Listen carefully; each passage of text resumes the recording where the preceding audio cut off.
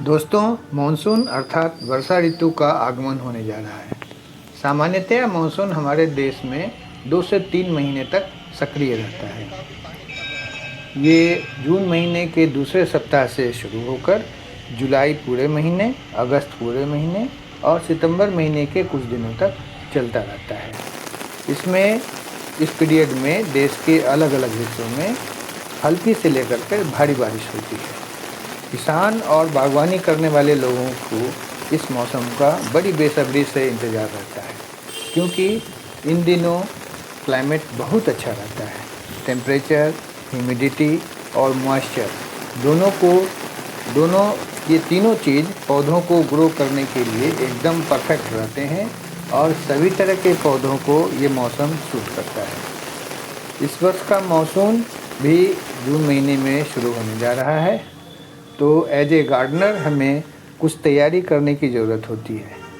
अगर हम ऐसा तैयारी करके रखते हैं तो हमारे गार्डन के पौधे मानसून की बारिश का भरपूर लाभ उठा सकते हैं। तो आइए दोस्तों, इस पर चर्चा करते हैं कि मानसून के आने के ठीक पहले हमें एज ए गार्डनर क्या क्या करना चाहिए। तो आइए दोस्तों, वीडियो शुरू करते हैं। तो retired bankers tyre garden channel पर आप सभी का स्वागत है। मैं सुचिन सिन्हा।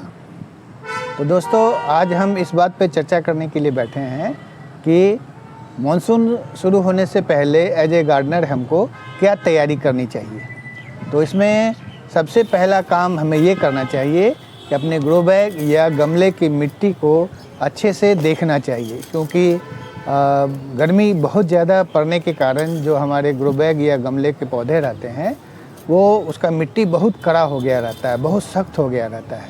तो सबसे पहले हमें करना चाहिए कि एक खुरपी लेकर के हमें उसको अच्छे से गुड़ाई करनी चाहिए, और मिट्टी को गुड़ाई करने के लिए हमको थोड़ा सा मिट्टी हटा भी देना चाहिए। थोड़ा सा देखिए, जैसे हम इस तरह से कर रहे हैं, आप देख रहे होंगे कि किसी गमले के मिट्टी को हम थोड़ा थोड़ा हटा लेते हैं, ये ध्यान में रखते हुए कि जड़ को नुकसान न हो, और मिट्टी थोड़ा थोड़ा करके हम हटाते हैं। और उसकी जगह अगर मिट्टी हमारा बहुत सख्त हो गया रहता है तो हम उसमें थोड़ा सा बालू या रेत जिसे आप कहते हैं, और कोकोपीट और बालू को हम मिला करके फिर ऊपर से हम उसमें मिट्टी डाल देते हैं। तो इससे क्या होता है, हमारा जो मिट्टी होता है वो पुगरस हो जाता है और उसमें पानी अच्छे से चला जाता है।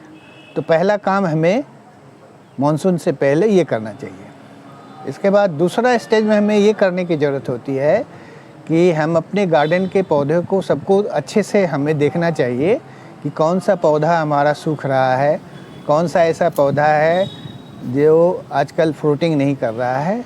तो ऐसे पौधों को हमें, ऐसे लत्तर को, पौधे जो भी हों, उनको हमें हटा देना चाहिए। और उसके जो पत्ते हैं जिसके सड़ गए हैं, गल गए हैं या पीले पड़ गए हैं, ऐसे सभी पत्तों को भी हमें हटा देना चाहिए। डाली वगैरह अगर सूख गया हो तो उसको भी हटाना चाहिए। मतलब हल्के स्तर से हमें पौधों का प्रूनिंग करना चाहिए, खूब डिटेल में नहीं, लेकिन हल्के स्तर में प्रूनिंग करना चाहिए। तो दूसरा काम हमें यही करना चाहिए कि हमें पुराने पौधों को हटा देना चाहिए, ताकि गमले का ग्रो बैग में जगह बने और हम नया पौधा लगा सकें। तीसरा काम हमें ये करना चाहिए मानसून से पहले कि अपने छत की हर तरह से देखभाल करनी चाहिए कि कहीं कुछ फालतू चीज़ तो नहीं पड़ा हुआ है, जैसे कहीं बोरा कहीं पड़ा हुआ है, कहीं पॉलीथीन पड़ा हुआ है, कहीं गार्डन का ही कुछ कचरा पड़ा हुआ है, या कहीं कुछ रस्सी पड़ा हुआ है, या और भी कोई भी ऐसा चीज़ पड़ा हुआ हो तो उसे हमें हटा देना चाहिए। और छत के नालों की सफाई अच्छे से कर देनी चाहिए, ताकि हमारा नाला वगैरह क्लियर हो जाए और वो हमारा पानी जो भी बरसात का आता है वो निकल कर बह जाए, बाहर चला जाए, छत पे जमा नहीं हो। क्योंकि अगर पानी जमा होगा तो उससे कई तरह के बीमारी वाले कीड़े जो होते हैं, डेंगू है, मलेरिया है, ये सब के कीड़े वहाँ जमा हो जाएंगे और उससे बीमारी फैलेगी और ये हमको भी लग सकता है। तो इसकी छत की सफाई करना हमारा तीसरा काम होना चाहिए। चौथा काम हमें ये करना चाहिए कि अपने गमले और ग्रो बैग की चेक करना चाहिए कि वेल ड्रेन्ड हैं कि नहीं, मतलब पानी उससे अच्छे से पास हो जा रहा है कि नहीं। जैसे हम ऊपर से अगर पानी देते हैं इसको इसको जांच करने का ही तरीका है कि हमको ग्रो बैग या गमले में पानी डालना चाहिए और ये देखना चाहिए कि पानी नीचे से निकल रहा है कि नहीं। अगर थोड़े समय के बाद पानी निकल जा रहा है, इसका मतलब कि हमारा गमला जो है या ग्रो बैग जो है हमारा वेल ड्रेन्ड है, मतलब पानी अच्छे से वहाँ से पास हो जा रहा है, वहाँ ठहर नहीं रहा है। तो और अगला काम हमें फिर ये करना चाहिए कि जो भी हमारा बागवानी में हमारे ग्रो बैग हैं या गमला है, उसको हमें नीम ऑयल से छिड़काव करना चाहिए ताकि कीड़े से, फफूंदी से हमारा पौधों का बचाव हो सके। इसके साथ साथ हमें ट्राइकोडर्मा पाउडर का भी यूज करना चाहिए। इसके चलते हमारे मिट्टी जो है वो कीड़े मकोड़ों से सुरक्षित हो जाते हैं। तो इस तरह हम ये स्टेप ले सकते हैं। दोस्तों, छठा काम हमें ये करना चाहिए कि वाटर हार्वेस्टिंग करना चाहिए। वाटर हार्वेस्टिंग से मतलब होता है कि वर्षा का जो जल हमारा वैसे ही गिरकर बह जाता है और बेकार हो जाता है, उसको हम जमा कर रखें और उसको पौधे में यूज करें आगे सिंचाई के लिए, क्योंकि हमारे वर्षा के जल में बहुत सारे पोषक तत्व भी रहते हैं शामिल। तो हमें ऐसा भी व्यवस्था करना चाहिए कि जब पानी पड़ रहा हो या कहीं छत से पानी गिर रहा हो तो वहाँ हमें उन पानी को जमा करना चाहिए और इकट्ठा करके रखना चाहिए, ड्रम में, बाल्टी में, जहाँ हम जमा करके रख सकें वहाँ हमें रखना चाहिए और आगे उसको सिंचाई में हम यूज कर सकते हैं। इसके साथ साथ हमारे छत के जो नाली वगैरह है, उससे जो पाइप से पानी गिरकर बाहर चला जाता है और वो बेकार हो जाता है, हमारे हाथ से चला जाता है, व्यर्थ में बर्बाद हो जाता है, तो उसको भी हमें जमा करके अपने पाइप के सहारे नीचे अपने मकान के अंदर ही कहीं ऐसे जगह में गड्ढा खोद कर रखना चाहिए जहाँ ये पानी जा कर के स्टोर हो। और इस तरह अगर वाटर हार्वेस्टिंग करके हम पानी को स्टोर करेंगे तो हमारे जो भूमि का जो जल स्तर है उसको हम जो लगातार गिरते जा रहा है उसको हम बचाने में मदद कर सकते हैं। तो इससे क्या होगा कि हमारे जो बरसात का पानी है छत से नीचे गिर के बह जाता है, वो जमा होगा और जमा होकर के हमारे ही कैंपस में रह जाएगा। इसके लिए हमें करना वही चाहिए कि गड्ढा को खोदकर उसे पाइप से कनेक्ट कर देना चाहिए ताकि वर्षा का पानी जो है हमारा वहाँ जाके जमा हो और हमारे भूमि का जल स्तर जो है वो बढ़ाने में हम उसको मदद करें और हमारा जल स्तर नीचे और आगे नहीं जाए। अगला काम हमें ये करना चाहिए कि जो भी जब बरसात आता है तो पानी के साथ साथ बहुत तेज़ हवाएं भी चलती हैं और ऐसे में हमारे पौधे जो है इधर उधर वो झुक जाते हैं। तो हमें पौधों को अच्छे से सपोर्ट देने की ज़रूरत होती है, जैसे किसी डंडे की सहायता से हम उसको अच्छे से बांध दें ताकि पौधा हमारा झुके नहीं, इधर उधर गिरकर ख़राब नहीं हो। और अगर लत्तर वाला पौधा है तो हमें नारियल के रस्सी के थ्रू उसको अपने अथी में चढ़ा देना चाहिए, जहाँ भी हम उसको सपोर्ट दे सकते हैं ताकि आगे जाके वो लत्तर आगे फैले। खास करके बेल वाली जो सब्जियां हैं जैसे कि नेनुआ हो गया, लौकी हो गया, कद्दू हो गया, करेला हो गया, बरबट्टी या बोदी जिसे कहते हैं वो हो गया, इन सब चीज़ों को के लत्तर को हम नारियल के रस्सी के सहारे चढ़ाकर उसको सपोर्ट कर सकते हैं और पौधा हमारा इससे आगे बढ़ता है। अगला ये हमें करना चाहिए, हमारे पास ग्रीन नेट है तो उसे हमें ग्रीन नेट ज़रूर लगाना चाहिए, क्योंकि कभी कभी वर्षा के साथ साथ हमारे यहाँ ओला भी पड़ता है, बर्फ़ भी पड़ता है और अगर बर्फ़ हमारा डायरेक्ट पौधे पर गिरे तो उससे हमारे पौधे को बहुत नुकसान हो सकता है, चाहे वो टमाटर का पौधा हो, चाहे वो करेला का पौधा हो, चाहे वो नेनुआ का हो, चाहे कद्दू का हो, किसी भी सब्जी का पौधा हो, तो उसको ओला से, बर्फ़ से नुकसान हो सकता है और अच्छा खासा नुकसान हो जाता है। तो अगर नेट हमारे पास अवेलेबल है तो हमें नेट का यूज करना चाहिए और इससे हमारे पौधे बचेंगे। अगला काम हमें ये करना चाहिए मानसून के पहले कि अपने जो घर में हमारे गार्डनिंग के टूल्स हैं उन सब टूल्स को हमें, आप देख सकते हैं ये सब टूल्स है हमारे पास, इन सब चीज़ों की हमें अच्छे से सफाई कर देनी चाहिए और उसे सैनिटाइज भी कर देना चाहिए। सैनिटाइज कर देने से क्या होगा कि इन सब चीज़ों का जब हम पौधे में यूज करेंगे, पौधे को काटने में उसके डाली के पत्ते को, इस सब चीज़ को जब हम काटते हैं तो अगर हम सैनिटाइज करके रखेंगे और हमारा टूल्स जो है वो ठीक रहेगा तो तो इससे हमारा टूल्स जो है उससे जो हम कट करते हैं या कहीं कटनी छटनी करते हैं, प्रूनिंग जो करते हैं, तो उससे हमारे पौधे को नुकसान नहीं होगा, किसी तरह का उसमें इन्फेक्शन नहीं होगा। दोस्तों, प्री मानसून हमें और क्या तैयारी करना चाहिए, इसका अगला स्टेप ये है कि हमें ऐसे पौधों का एक लिस्ट बना लेना चाहिए जिसका बीज हमें तैयार करना है और जो पौधा हमें आगे लगाना है।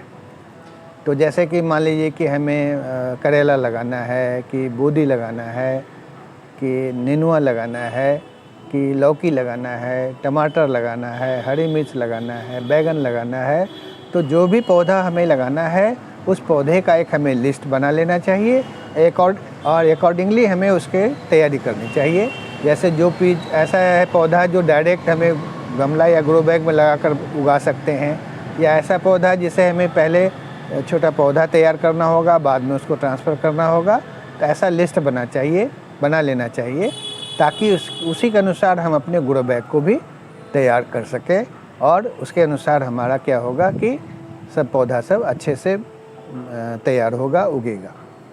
अगला काम हमें ये करना चाहिए कि जिस पौधे को बहुत ज़्यादा पानी की ज़रूरत नहीं है, ऐसे पौधों को उठाकर हमें इंडोर मतलब अंदर रूम में या कहीं जहाँ भी जगह है हमारे पास उसे डाल देना चाहिए। जहाँ जिसे बहुत कम पानी की ज़रूरत है तो बहुत ज़्यादा पानी में उसको रखने की ज़रूरत क्या है, अगर हम रखेंगे तो वो पौधा ख़राब ही होगा।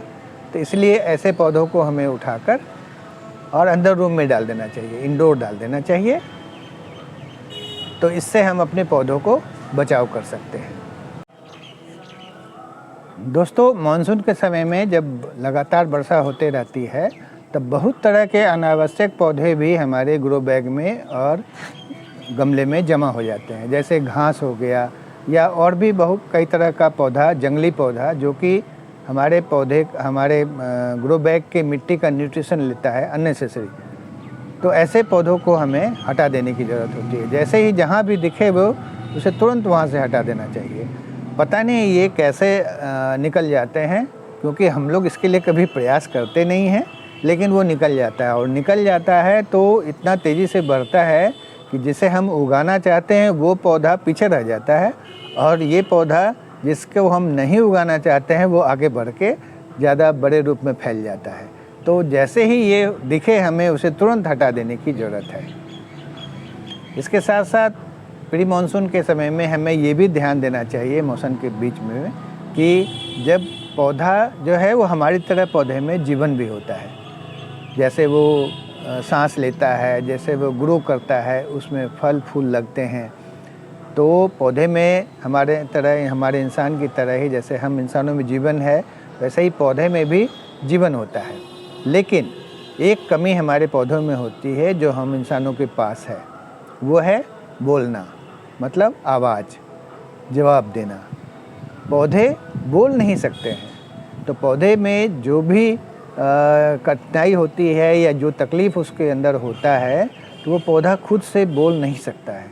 ऐसे में हमें चाहिए कि पौधे की हम नियमित देखभाल करें। ये सबसे ज़्यादा इम्पोर्टेंट पॉइंट है दोस्तों, क्योंकि पौधा बोल नहीं सकता है, हम उसमें जीवन है लेकिन वो बोल नहीं सकता है। तो हमें पौधे के साथ समय बिताने की ज़रूरत है और हर पौधे को अच्छे से देखने की ज़रूरत है। ईच एंड एवरी प्लांट्स को हमको अच्छे से देखने की ज़रूरत है।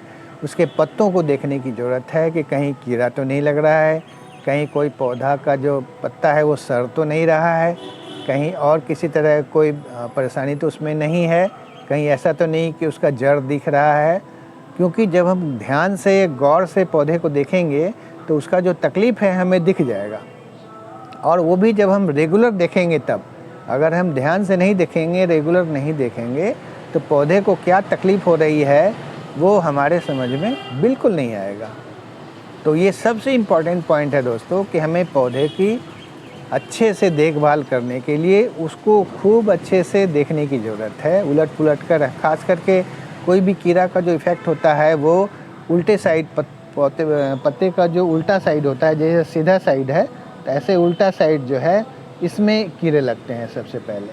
तो हमें पौधे के पत्तों को पलटकर देखने की भी ज़रूरत होती है। ऐसे पलटकर हमको देखना चाहिए कि उसमें कुछ इफ़ेक्ट तो नहीं हो रहा है। कोई भी पौधा अगर अच्छे से ग्रो नहीं कर रहा है, जैसा हम उम्मीद कर रहे हैं वैसा अगर उसमें ग्रोथ नहीं हो रहा है, तो हमें तुरंत उस पर ध्यान देने की ज़रूरत है कि पौधे को कुछ कष्ट है, किसी भी तरह कोई कष्ट है जिसके कारण वो ग्रो नहीं कर पा रहा है। तो दोस्तों ये हो गई बहुत इम्पोर्टेंट बात।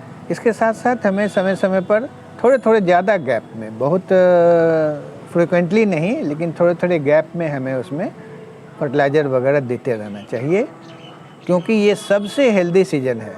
इतना अच्छा सीज़न है कि यहाँ कोई भी पौधा इस सीज़न में अच्छे से ग्रो करता है, उसमें फल फूल लगते हैं। इस सीज़न में हम किसी भी तरह का कोई भी पौधा लगा सकते हैं और उसमें हमें सफलता मिलती है। तो ये दोस्तों ये सब कुछ पॉइंट थे जिस पे हमें जानना चाहिए और इस पे अमल करना चाहिए, तब हमारा बागवानी जो होगा खूब अच्छे से ग्रो करेगा और हमारे प्लांट जो है खूब हेल्दी रहेंगे, उसमें फूल और फल खूब अच्छे से लगेंगे। तो दोस्तों ये सारी बात हो गई कि मानसून के पहले हमें क्या तैयारी करना चाहिए ताकि हमारे पौधे मानसून के पानी का लाभ उठा सकें। तो वीडियो अब समाप्त करते हैं। अंत में वीडियो को अंत तक देखने के लिए आप सभी का धन्यवाद और नमस्कार।